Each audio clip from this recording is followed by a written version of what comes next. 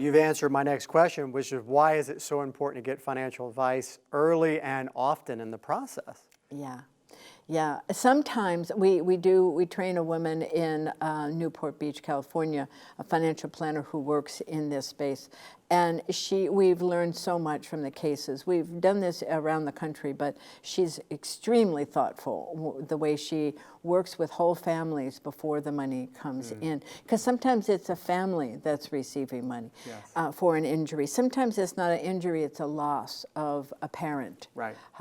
And then you have minor children or children who have just reached the age of majority and no experience with money.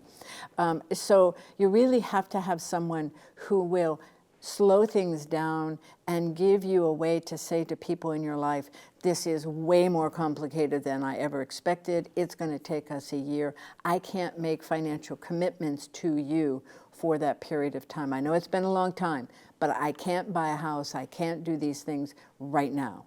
That's the key. That's how you start out. You get that safe space, and you really need about a year. It's not like next month. Right. It takes time. Well, and you've kind of touched on the next one, which is, people will, of course, have family and friends that all want to help. They all know somebody, or they themselves want to participate in this process.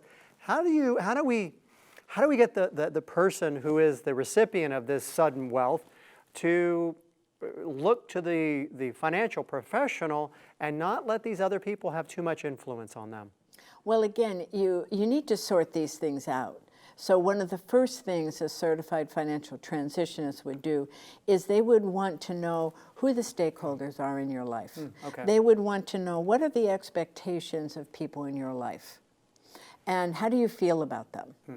And what do you want to say to them, and structure those conversations, help them make that okay, so that they all go in. We call it a decision-free zone. So you go into a time period where only the most essential decisions get made, and everyone knows why.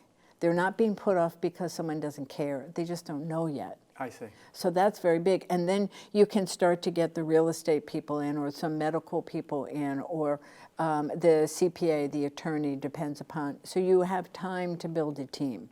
But you really need one person who is your go-to, who understands the transition, the neurophysiological spin that you're in, and help you build this safe space. Somebody help you with the big picture and then help you marshal the decisions that you need to make within an overall framework. Yeah, and just think about all of the pent-up need and demand for years after an event. Sure. And all the expectations, all the stories, the narratives in the head about it. And you think somebody, well, it's 5 years. I remember a woman whose baby died, and it was some malpractice. And 5 years later, she got a big settlement, and her family was, yeah, too bad the kid died, but you're rich now. Wow. And that separates you from everyone. You get triggered when you hear about other events like yours. And triggered means that you don't think straight. Yeah. You don't have that same brain capacity that you had an hour before you got triggered. So somebody needs to understand this and say, whoa, step back. It's okay, you're safe to step back. People sometimes want to charge right through it and make every decision and do all these things and make it all right, and it doesn't work that way. Yeah.